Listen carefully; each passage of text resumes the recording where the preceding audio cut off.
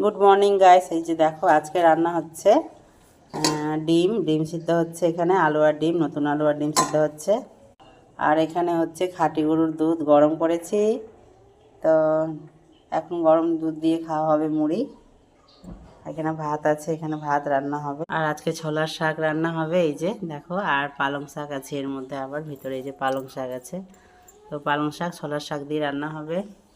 তোমরা কেমন আছো কমেন্ট করে জানাবে। আমি ভালো আছি। আর খুব ঠান্ডা পড়েছে আমাদের এখানে, খুব ঠান্ডা। তো আমরা দীঘা থেকে ঘুরে চলে এসেছি। আর আজকে রবিবারে মিমির বাবা আর মিমি থাকবে না, যাচ্ছে ওরা ঘুরতে। তাই আজকে অল্প করে এই যে 5টা ডিম হচ্ছে আর আলু দিয়ে এটা ডিমের কারি করব। আর দুধ মুড়ি এখন খাওয়া হবে, পুচকিটা খাবে।